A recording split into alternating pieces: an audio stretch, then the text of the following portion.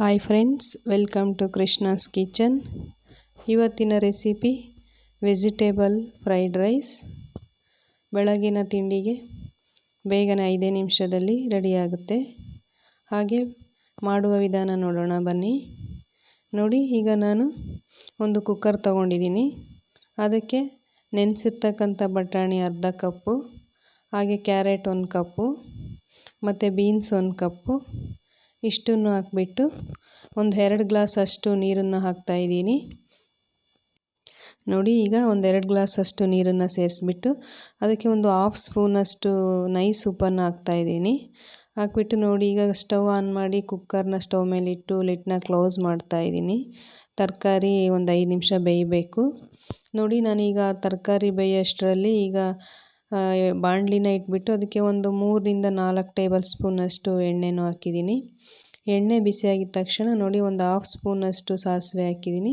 ಹಾಗೆ ಹೆಚ್ಚಿಟ್ಕೊಂಡಿರ್ತಕ್ಕಂಥದ್ದು ಒಂದು 4ರಿಂದ 5 ಹಸಿಮೆಣಸಿನ್ಕಾಯಿನೂ ಹಾಕಿದ್ದೀವಿ. ಮತ್ತು ಒಂದು 2 ಈರುಳ್ಳಿನ ಉದ್ದುದ್ದಾಗಿ ತೆಳ್ಳಗೆ ಕಟ್ ಮಾಡಿ ಇಟ್ಕೊಂಡಿದ್ದೆ. ಈರುಳ್ಳಿನೂ ಸಹ ಹಾಕಿದ್ದೀನಿ. ಈಗ ಸ್ವಲ್ಪ ಕರಿಬೇವಿನ ಸೊಪ್ಪನ್ನು ಸಹ ಹಾಕಿದ್ದೀವಿ. ನೋಡಿ, ಈಗ ಕರಿಬೇವಿನ ಸೊಪ್ಪನ್ನು ಹಾಕಾಯಿತು. ಈಗ ಇದನ್ನು ಒಂದು 3ರಿಂದ 4 ನಿಮಿಷ ನೀಟಾಗಿ ಫ್ರೈ ಮಾಡ್ಕೋಬೇಕು.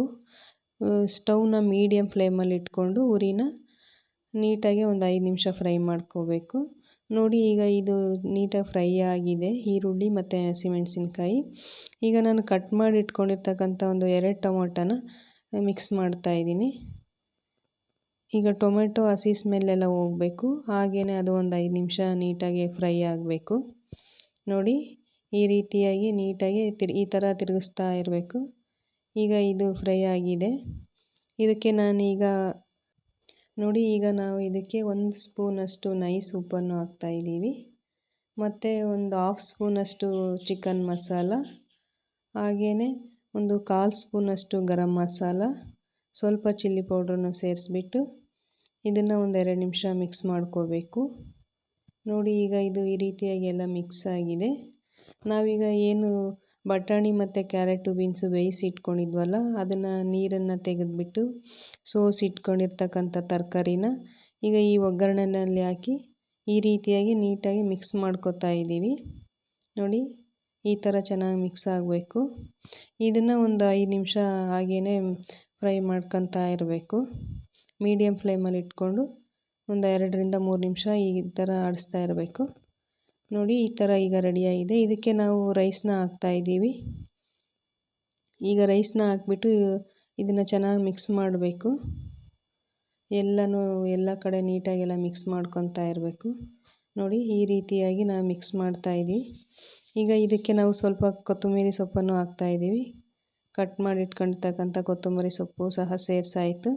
ನೋಡಿ, ಈ ರೀತಿಯಾಗಿ ಈಗ ವೆಜಿಟೇಬಲ್ ಫ್ರೈಡ್ ರೈಸ್ ರೆಡಿಯಾಗಿದೆ.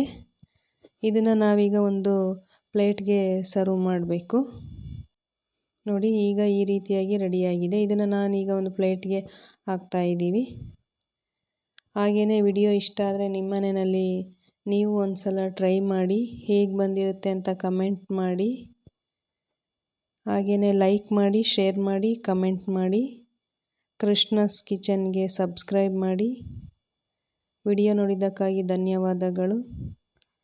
Thank you for watching. Bye.